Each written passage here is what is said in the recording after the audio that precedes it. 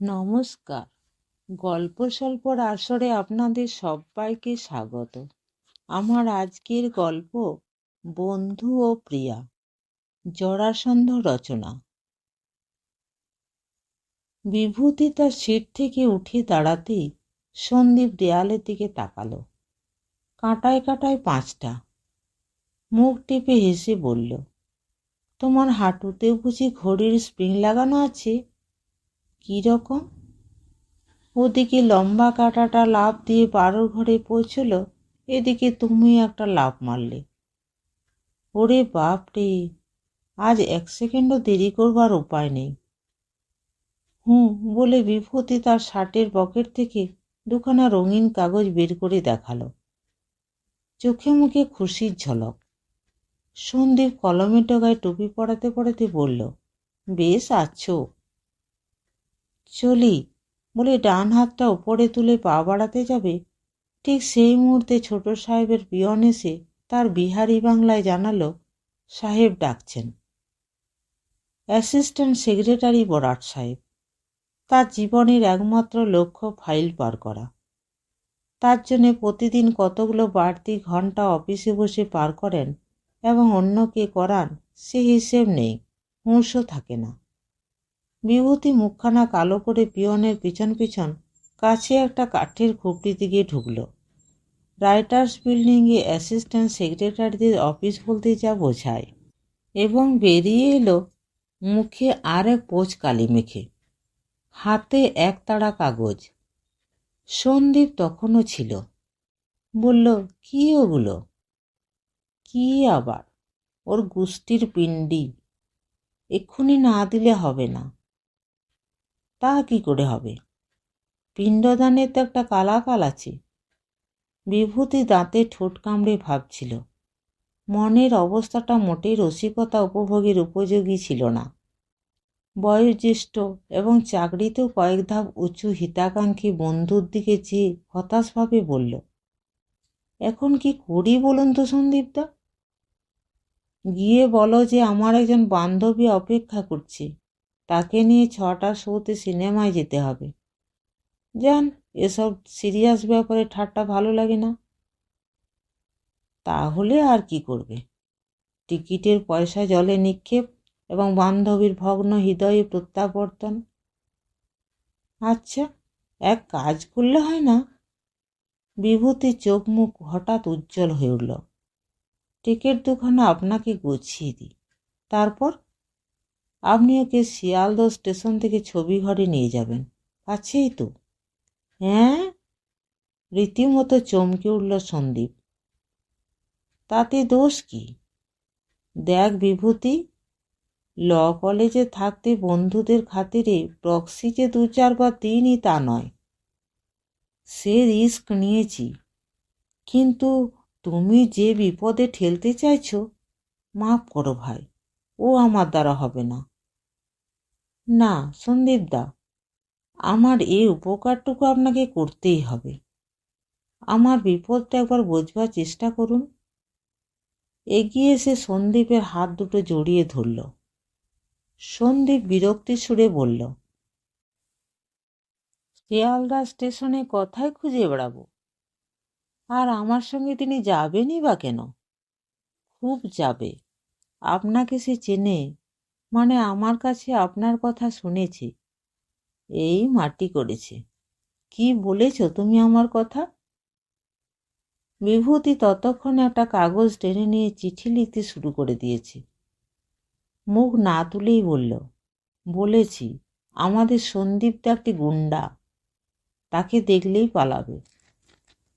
কাগজখানা ticket দুটো জোর করে সন্দীপের হাতে গুঁজে দিতে দিতে বলল, থাকে কামারহাটি, ওর কাছেই কোনো একটা কলেজে বিয়ে পড়ে, কলকাতার কিচ্ছু জানে না।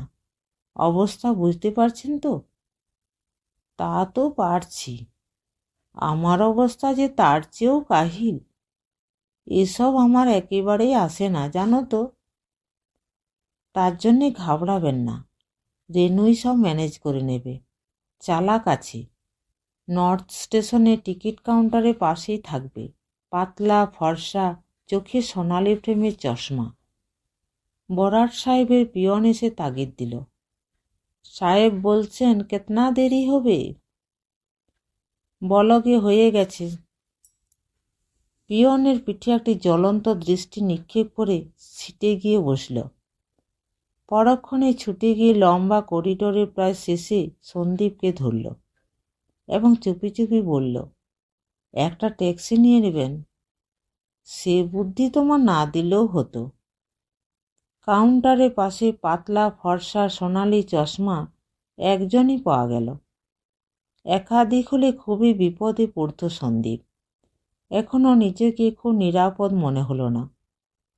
একবার এগিয়ে দুবার ইতস্তত করে বলে ফেলল, আপনি কি কামারহাটি থেকে আসছেন? হ্যাঁ। কেন বলুন তো? আমি বিভূতির কাছ থেকে আসছি। ও, কি হয়েছে তার? উদ্বিগ্ন প্রশ্ন। না না, কিছু হয়নি। অফিসের কাজে আটকা পড়ে গেছে। একটা চিঠি দিয়েছে আপনাকে। চিঠিটা পড়তে পড়তে রেণুকার মুখ উজ্জ্বল হয়ে উঠল। তার উপরে একটি বিনম্র মৃদু হাসি।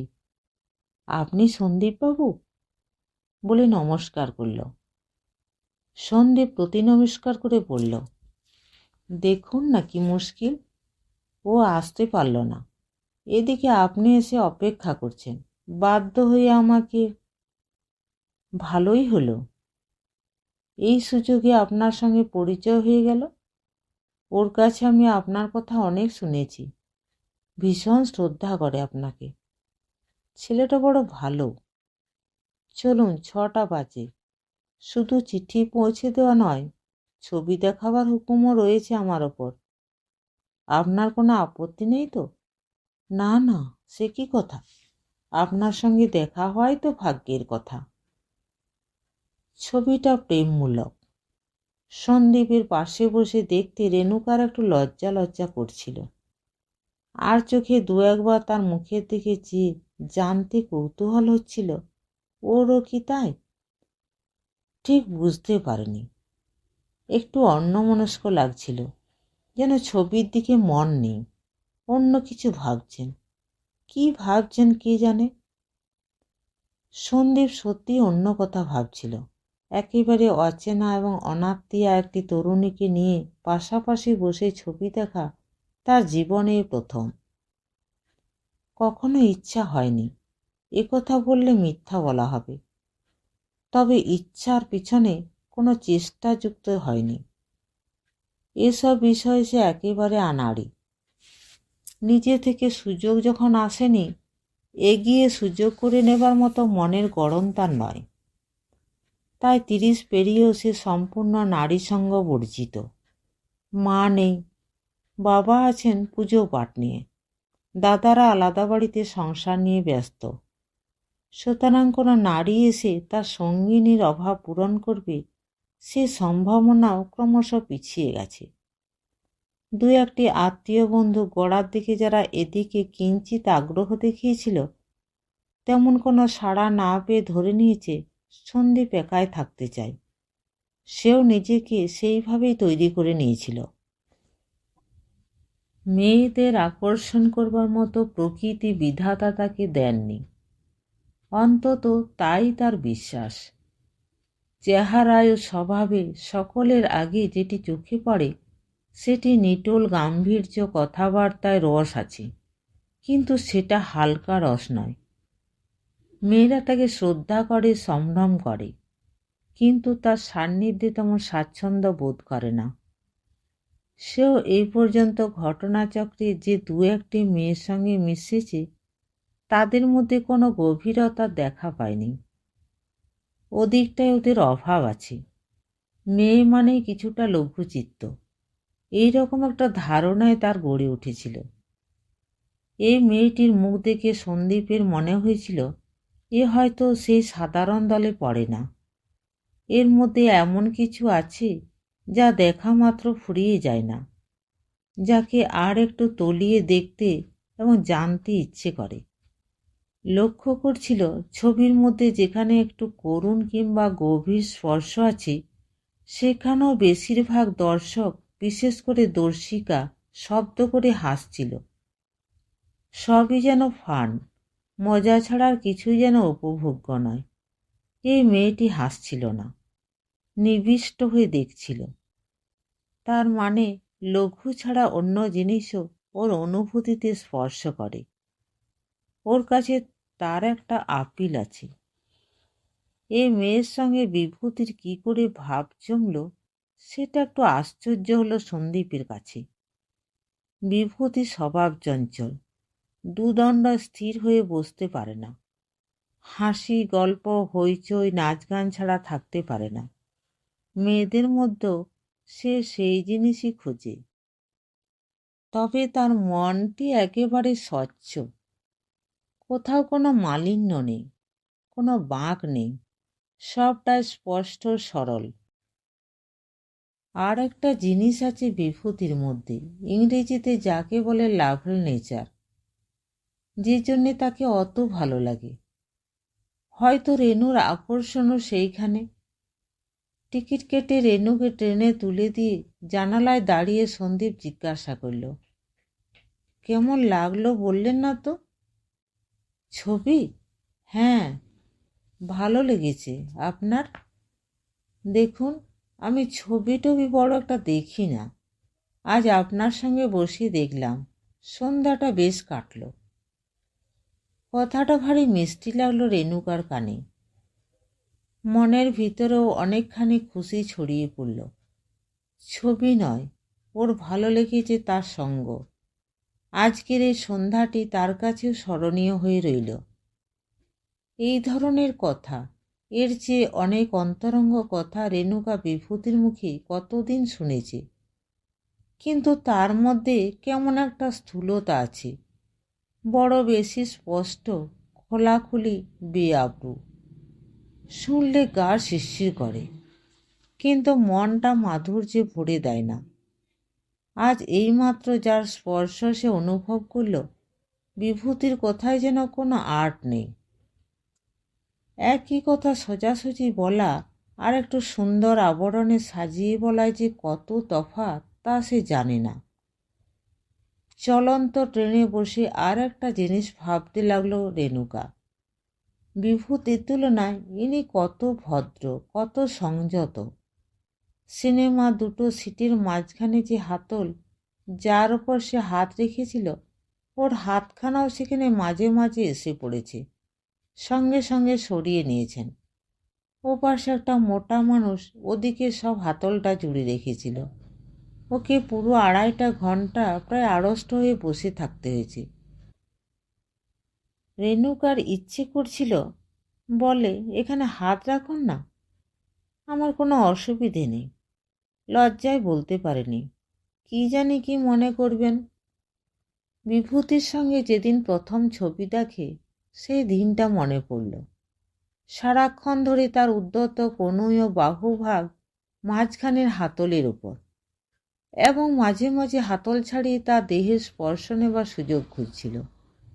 রেনুকার যে ভালো লেগেছিল তা নয়, চেষ্টা করেছিল যতটা সম্ভব ওদিক ঘেঁষে যতখানি এড়ানো যায়। তারপর ক্রমশ সরে গেছে, আর এড়াবার চেষ্টা করে না। বিভূতি তার পুরো সুযোগ নিয়ে থাকে। স্বাস্থ্যবান প্রাণোচ্ছল যুবক, তার এই ঘন সান্নিধ্যে রেনুকা তরুণ দেহে কোনো শিহরণ তোলে না, মনে কোনো সাড়া জাগায় না। এ কথা বললে সত্যের অপলাপ হবে। তবে তার সঙ্গে এই কথাও সত্য যে মাঝে মাঝে তাই মনে হয় তার চেয়ে তার এই যৌবনপুষ্ট তনুর প্রতি বিভূতির আকর্ষণ বেশি। সেই দিকে চেয়ে সে তার মন জোগায়, তার মুখে খুশি ফোটাবার চেষ্টা করে। আর মনে হয় ও যেন বড় খেলো, বড় ভাষা ভাষা, বড় চঞ্চল। ও যদি সত্যিই তাকে ভালোবেসে থাকে, হয়তো বেসেছে, তার মধ্যে আবেগ যতখানি, অনুভূতি তার চেয়ে অনেক কম। সে ভালোবাসা যতটা উচ্ছল ততখানি গভীর নয়। 2 সপ্তাহ পরে নর্থ স্টেশনের সেই কাউন্টারের পাশে দাঁড়িয়েছিল রেনুকা। তার জন্যে সে পরপর 2খানা চিঠি পেয়েছে। বিভূতি ছুটতে ছুটতে এসে তাকে দেখে আনন্দে ফেটে পড়ল। চিঠি পেয়েছ তাহলে? রেনু 2টো আঙুল দেখালো।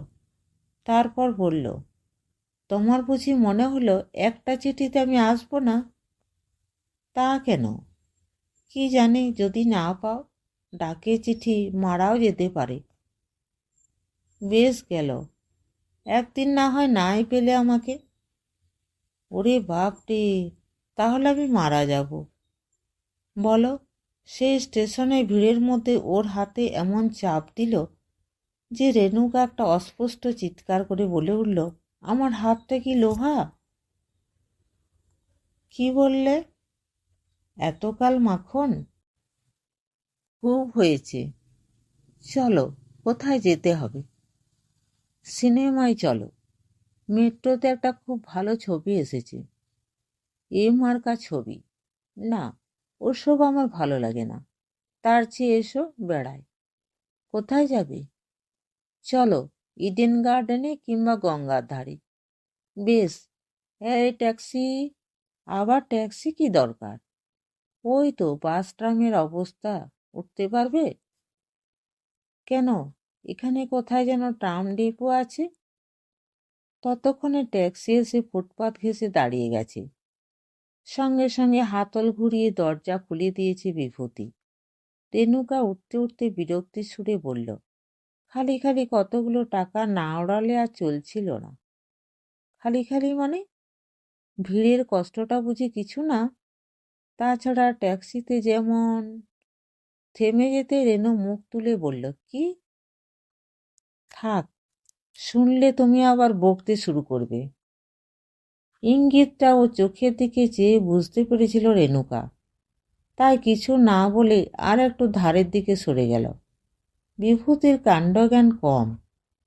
ড্রাইভার এবং দুপাশের লোকজন কাউকে গ্রাহ্যের মধ্যে আনতে চায় না। এই মুহূর্তে আর একটা কাণ্ড করল। পকেট থেকে দুখানা সিনেমার টিকিট বের করে জানালা দিয়ে উড়িয়ে দিল। রেণুকা চমকে উঠল, এ কি করলে? বিভূতির মুখে একগাল হাসি, যেন ভারী একটা মজা করে ফেলেছে। বলল, ইডেন বা গঙ্গার ধারে বেড়াতে টিকিট লাগে না। কি আশ্চর্য, টিকিট কিনে ফেলেছে, জানলে ওখানেই না হয় যাওয়া যেত। তা হয় না, আমার কাছে দুখানা টিকিটের চেয়ে একজনের ইচ্ছার দাম অনেক বেশি। কথা কটি রেণুকার ভালো লাগলো না তা নয়, তবু বাইরে গম্ভীর ভাব দেখিয়ে বলল, এসব ছেলে মানুষের কোনো মানে হয় না। কবে তোমার একটু বুদ্ধিশুদ্ধি হবে বলতে পারো? বিভূতি হাসি মুখে রেণুকার মুখের পানে কিছুক্ষণ চেয়ে দেখে বলল, তোমাকে কার মতো দেখাচ্ছে বলবো? কার মতো? ঠিক আমাদের বড়ার সাহেব। এবারে রেণুকাও হেসে ফেলল। বড়ার সাহেবের কথা সে অনেক শুনেছে। বলল, আবার বুঝি খুব বকুনি খেয়েছ? বকুনি বলে বকুনি, চাকরিটাই বোধহয় নিয়ে নিত। সন্দীপদা গিয়ে কোনো রকমে বাঁচিয়ে দিলেন। ও, ভালো কথা, সন্দীপদা সেদিন তোমাকে দেখে খুব খুশি হয়েছেন। যাও, যত সব বাজে ঠাট্টা। সত্যি বলছি। অবশ্যই ঠিক সোজাসুজি বলেননি, সেটা ওর ধরন নয়, একটু ঘুরিয়ে বলেছেন। কি বলেছেন? রেণুকার মনে অদম্য কৌতূহল। আমি যখন জিজ্ঞেস করলাম তোমার কথা, বললেন, আই কনগ্র্যাচুলেট ইউ। সত্যি, আমার বন্ধুভাগ্য খুব ভালো। একদিকে সন্দীপদা, আরেকদিকে। বলে রেণুকার আরেকটা হাত নিজের হাতে তুলে নিল।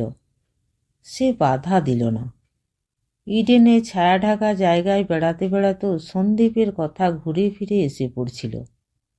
বিভূতিকে জানতে না দিয়ে সুকৌশলে রেণুকায় তাকে মোড় ঘুরিয়ে নিয়ে আসছিল এই প্রসঙ্গে। সন্দীপ তার বাড়িতে তার বাবা আর ঠাকুর চাকর ছাড়া কেউ নেই। দিন কাটে অফিস আর পড়াশোনা নিয়ে। আড্ডা নেই, ক্লাব নেই। মাঝে মাঝে বাইরে চলে যান। চাকরিতেও খুব উন্নতি করেছেন। এরই মধ্যে অনেককে ডিঙ্গিয়ে হেড অ্যাসিস্ট্যান্ট হয়ে গেছেন। অ্যাসিস্ট্যান্ট সেক্রেটারি হতেও বেশি দেরি নেই। বিয়ে থা করেননি। কে খোঁজ করে? বাবা ধর্মকর্ম নিয়ে আছেন, দাদারা আলাদা। মা তো অনেক দিন হলো নেই। আগে আগে 2-4টে ভালো সম্বন্ধ এসেছিল, কেউ গা করেনি।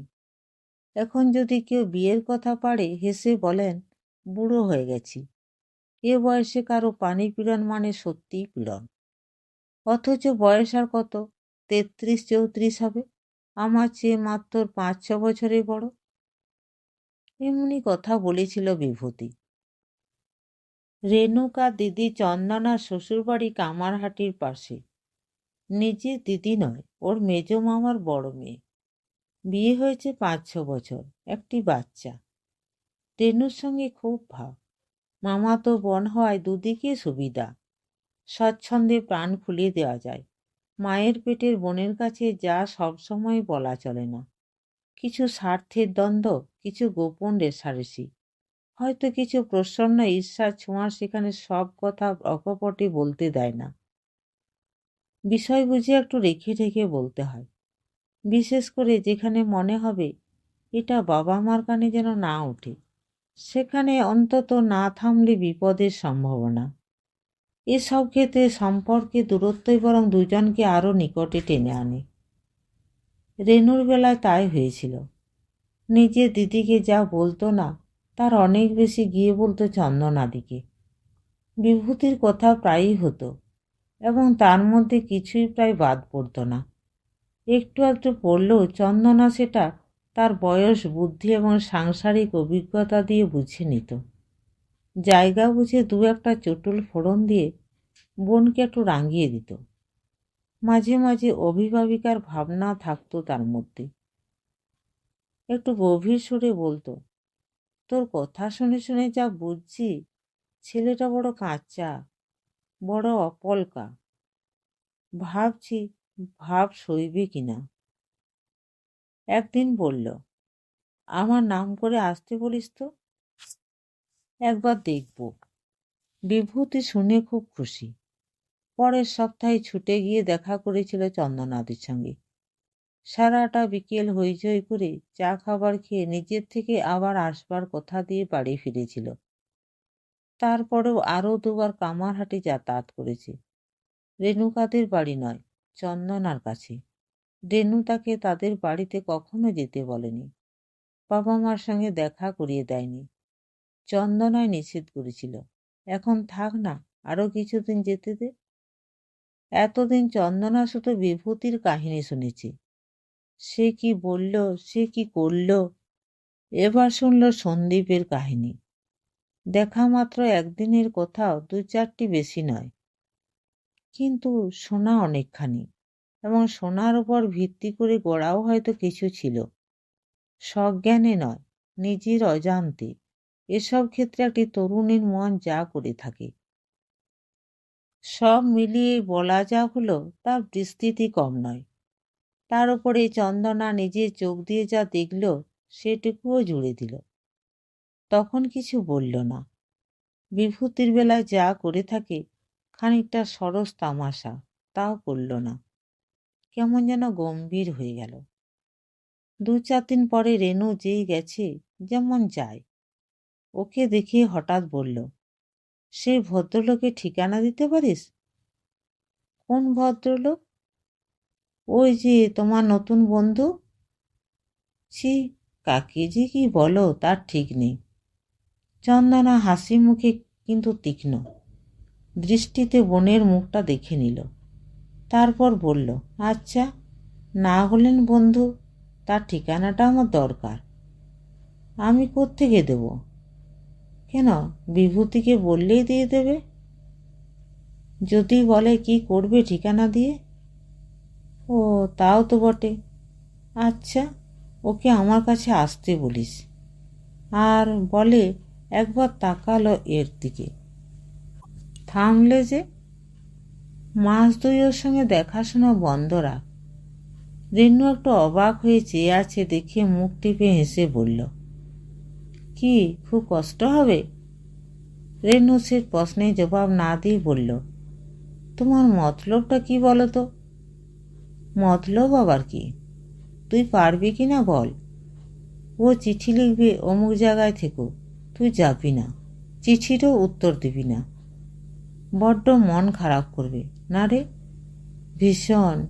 ভাবছি পাগল টাগল না হয়ে যায়। সত্যি বলছি দিদি, মাঝে মাঝে কী যে বোরিং লাগে জানো। তা তো লাগবেই। একখানা খুব ভালো শাড়িও 5 বার পরতে ইচ্ছে করে না। যে গানটা খুব পছন্দ তাও কয়েকবার শুনবার পর একঘেয়ে হয়ে যায়। তবু ওগুলো বদলানো যায়। একটা ভালো না লাগে আর একটা পরো, আরেকখানা শোনো। সব কিছুর বেলায় তো সে কথা খাটে না। বিশেষ করে একটা জিনিস, সেখানেও কিছুটা বদলা বদলি চলে, কিন্তু সব ওই গোড়ার দিকে। একবার বেছে নেওয়া হয়ে গেলে যতই বোরিং লাগুক জমে ছাড়বে না। রেণুকা সবটা মন দিয়ে শুনে বলল, তোমার বক্তৃতাটি বেশ, কিন্তু লক্ষ্যটা ঠিক বুঝতে পারছি না। আপাতত না বুঝলেও চলবে। সন্দীপ কদিন থেকে লক্ষ্য করছিল, বিভূতি বেশিরভাগ সময় গম্ভীর হয়ে থাকে। কাজ করতে করতে অন্যমনস্ক হয়ে যায়। কখনো বা বিনা কাজে খানিকটা বাইরে ঘুরে আসে। প্রায়ই বড়াট সাহেব ডেকে পাঠান, এবং সেখান থেকে যখন ফেরে মুখ দেখেই বোঝা যায় নেপথ্যে অনেক কিছু হয়ে গেছে। সাজ পোশাকের দিকে সে বরাবর একটু বেশি মনোযোগী। বর্তমানে সেখানেও সুস্পষ্ট অবহেলা। 2-4 দিন অপেক্ষা করে একদিন একা পেয়ে জিজ্ঞাসা করল, ব্যাপার কি বিভূতি? কই, কিছু না তো। বলতে না চাও সে আলাদা কথা, তবে কিছু না বলেই তো সব কিছু উড়িয়ে দেওয়া যায় না। বিভূতি একটুখানি ভেবে নিয়ে বলল, এখন নয়, আপনার বাড়ি গিয়ে বলবো। পরদিন সন্ধ্যার পর সন্দীপ একটানা শুনে গেল। প্রায় 2 মাস হতে চলল। বারবার চিঠি লিখেও রেনুর কাছ থেকে কোনো সাড়া পাওয়া যাচ্ছে না। কামারহাটিতে ওর এক দিদি থাকেন। তার বাড়ি পর্যন্ত ধাও করে সুবিধা হয়নি।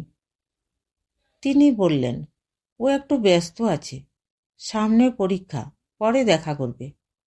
আসলে বোধহয় ইচ্ছা করেই আসছে না। সব শুনে ভিতরে ভিতরে বন্ধুর জন্য একটু চিন্তিত হলেও বাইরে সহজ করে দেবার চেষ্টা করল সন্দীপ। কেননা তার পক্ষে ব্যাপারটা খুব লঘু নয়। সেই জন্য হাড়ি মুখ করে ঘুরে বেড়াচ্ছে। নিশ্চয়ই কোনো অসুবিধে আছে, তাই আসছে না। চিঠির একটা উত্তরও তো দিতে পারে। হয়তো সত্যি পরীক্ষা টরীক্ষা নিয়ে ব্যস্ত আছে। পরীক্ষা মানে কলেজে টার্মিনাল নাকি? সেসব কবে চুকে গেছে। সন্দীপ একটুখানি ভেবে নিয়ে বলল, তোমরা কতদূর এগিয়েছ বলো তো? মেয়েরা তো কিছু স্পষ্ট করে বলে না, তবে যদ্দূর বুঝেছি ওর কোনো আপত্তি নেই, শুধু বিয়ে দেবার অপেক্ষা। গার্জেনরা কি বলেন? রেনুর আসল গার্জেন ওর বাবা মা নন, ওই দিদি। তার উপরে সব ভার। ওই বলেছে, আমাকে তার খুব ভালো লেগেছে। আমারও তাই মনে হয়েছে। সেদিন আর কোনো কথা হলো না।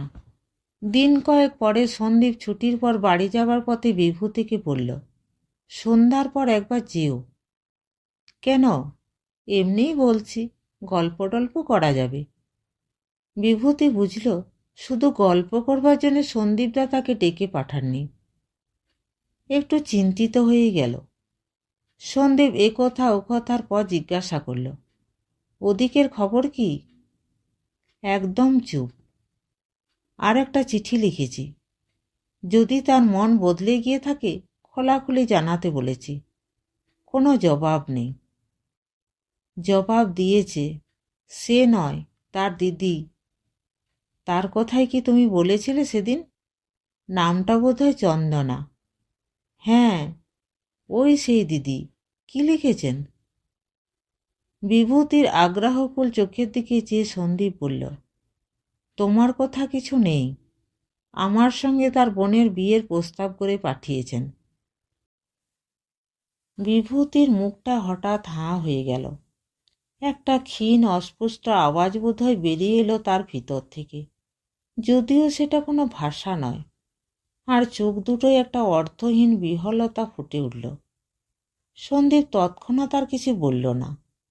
বোধহয় বন্ধুকে কিঞ্চিৎ ধাতস্থ হবার সময় দিল। তারপর কি বলা যায় যখন ভাবছে, বিভূতি তাকে বলতে গেলে প্রায় বিস্ময়ে অভিভূত করে দিল।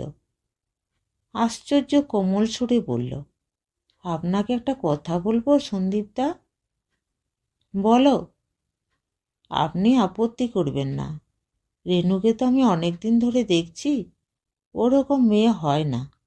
চেহারার কথা বলছি না, ওর মতো কিংবা ওর চেয়ে ভালো দেখতে ঢের মেয়ে পাওয়া যায়, কিন্তু অমন সুন্দর মন, ওই রকম বুদ্ধি, কত সহজে কত দরদ দিয়ে সব কিছু বুঝে নেয়। বিভূতির মুগ্ধ কণ্ঠ ধীরে ধীরে মিলিয়ে গেল। পরক্ষণে বেশ জোর দিয়ে বলে উঠল, আমি ঠিকই বলছি সন্দীপদা। রেনু আপনার অযোগ্য হবে না। বলেন তো, আমি এই চিঠির উত্তর দিয়ে দিচ্ছি। এ কীরকম হলো? সন্দীপের কণ্ঠে ছদ্ম বিস্ময়ের সুর। তোমার এই কথাগুলো তো ঠিক ছকে মিলছে না বিভূতি। H.G. ওয়েলসের একটা বই পড়েছিলাম। তার মধ্যে তিনি একজনকে দিয়ে বলিয়েছেন, তোমরা দুজন পরম বন্ধু। A woman comes and you are enemies. আমি তো সেইটাই আশা করেছিলাম। আজ থেকে আমাদের মুখ দেখা দেখি বন্ধ হয়ে যাবে। কি যে বলেন! ঠিক হাসি নয়, হাসবার মতো মুখ করল বিভূতি। তারপরে সে উঠতে চাইছিল, কিন্তু সন্দীপ তাকে চেনে, তা যেতে দিল না। একরকম জোর করেই রেখে দিল। সে রাতে আর মেসে ফিরতে দিল না। মাঝে মাঝে এ বাড়িতে রাত কাটানো বিভূতির পক্ষে অবশ্য নতুন নয়। পরদিন ছিল রবিবার। সকালবেলা চায়ের পাড় সেরে দুজনে গিয়ে বসল সন্দীপের শোবার ঘরের সামনের বারান্দায়। সন্দীপ বলল, বুঝলে বিভূতি, তোমার ওই রেনুর কথা কাল আমি অনেক রাত পর্যন্ত ভেবেছি। একটি মেয়ে নিয়ে এত সময় কাটানো আমার এই প্রথম। মেয়েটিকে বেশি দোষ দিতে পারলাম না। শুধু একটি বন্ধু নিয়ে যখন চলে, সেই রোমান্সের বয়সও পার হয়ে এসেছে। ফিজিক্সের ভাষায় ও এখন গ্যাস বা বায়ুস্তর থেকে সলিড অর্থাৎ নিরেট বস্তুর সন্ধান করছে। শুধু উড়ে বানানো নয়, শক্ত মাটিতে পা দিয়ে দাঁড়ানো। সেখানে আশ্রয় হিসেবে তোমার চেয়ে আমি বেশি নম্বর পাচ্ছি। বয়সের জন্য অবশ্য খানিকটা কাটা যাচ্ছে, কিন্তু অন্য সব দফায় সে ঘাটতি পূরণ করেও কিছু উপরে আছি। হিসেবের ব্যাপার, অস্বীকার করবার উপায় নেই। সামনে কিছু দূরে একটা ছোট্ট পার্ক। সেখানে কতগুলো ছোট ছোট ছেলে মেয়ে খেলা করছিল। সেই দিকে খানিকক্ষণ তাকিয়ে থেকে সন্দীপ আবার তার পূর্বসূত্রে ফিরে গেল। কিন্তু একটা জিনিস আমি বুঝতে পারছি না বিভূতি। তোমাকে যেমন আমি চিনি, সেও নিশ্চয়ই এতদিনে চিনতে পেরেছে। তোমার ভেতরে যা কিছু আছে তার জানতে বাকি নেই। জেনেও এমন একটা জিনিস যে মেয়ে শুধু অঙ্কের ফর্মুলায় ফেলে বাতিল করে দিতে পারে, তার বুদ্ধির তারিফ অবশ্যই করব। কিন্তু ওই যে বললে একটা সুন্দর মন, ওখানে আমি একটি শূন্য ছাড়া তাকে আর কোনো নম্বর দেব না। ওই মন বা হৃদয় বলে কোনো বস্তু তার নেই, থাকলেও সেটা কখনো জানবার চেষ্টা করেনি। এতক্ষণে বিভূতির মুখে কথা শোনা গেল। ক্ষীণ প্রতিবাদের সুরে বলল, আমার মনে হয় ওই দিদির পাল্লায় পড়ে। তাহলে তো আরও মারাত্মক। একজনের পাল্লায় পড়ে এত শিগগির যার অন্তরে সব রং মুছে যায়, সব সদি নিভে যায়, আমাকে তুমি তার পাল্লায় ফেলতে যাচ্ছ? রক্ষে করো বাপু। বিভূতি চুপ করে বসেছিল। এবার তার দিকে তাকিয়ে ধীরে ধীরে বলল সন্দীপ, তোমার আঘাতটাকে আমি লঘু করে দেখছি না বিভূতি। তবে জানি সেটা কাটিয়ে উঠতে দেরি হবে না। আজ না হলেও কদিন পরেই বুঝবে এমন কিছু বোধহয় হারালে না, যার জন্যে তোমার মতো ছেলের সত্যিই আফসোস করা সাজে।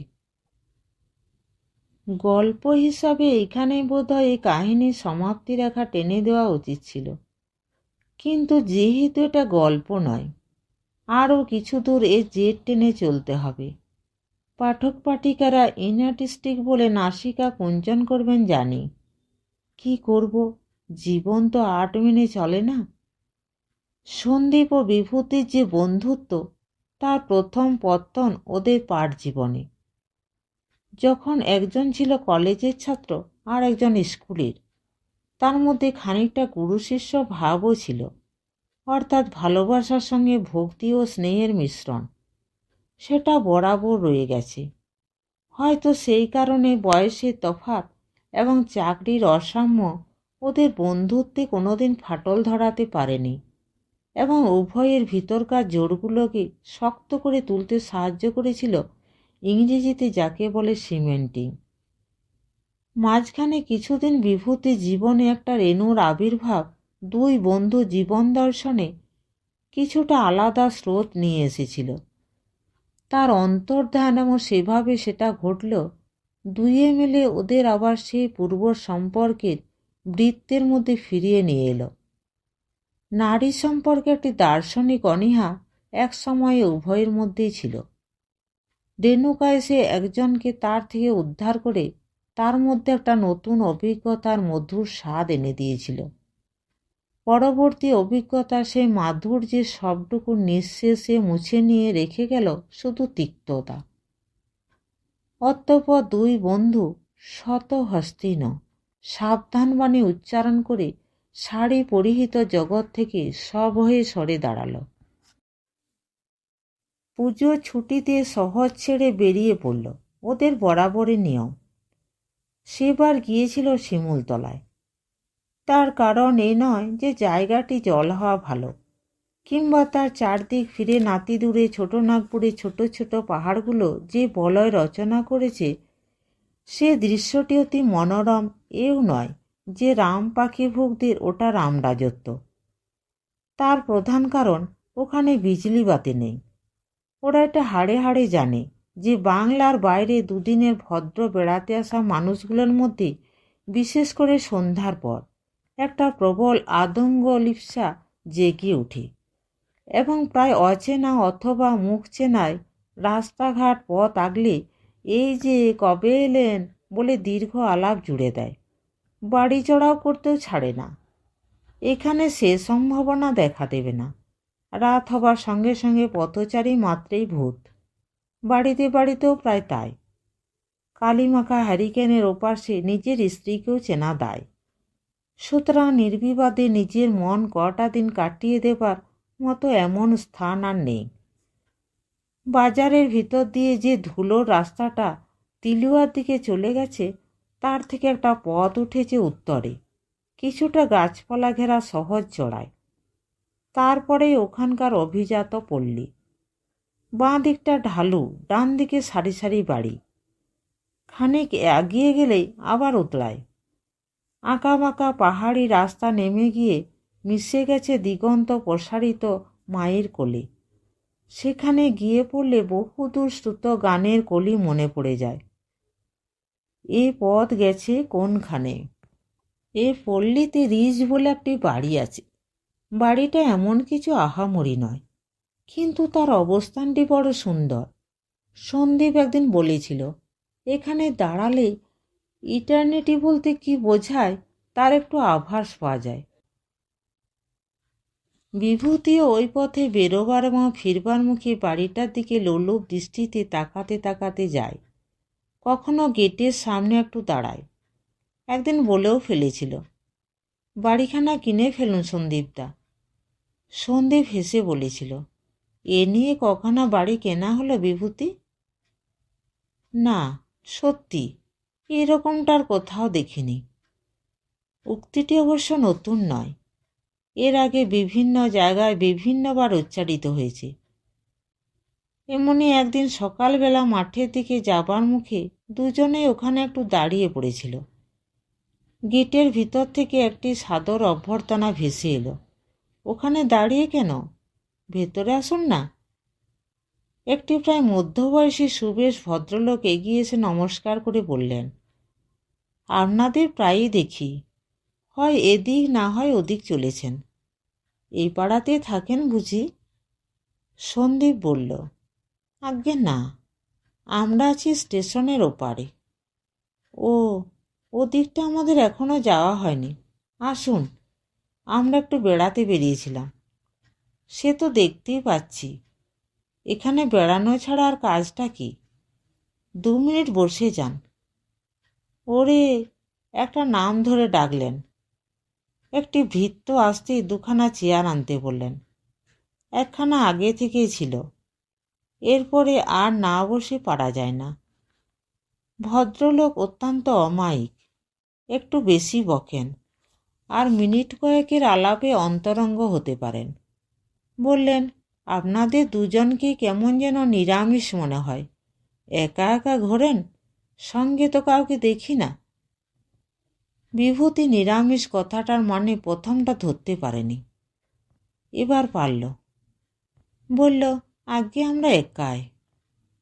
তাই বলুন, আমিও মশাই অনেক দিন একাই কাটিয়েছি। কিছু ব্যবসা ট্যাবসা আছে, তাই নিয়েই ছিলাম।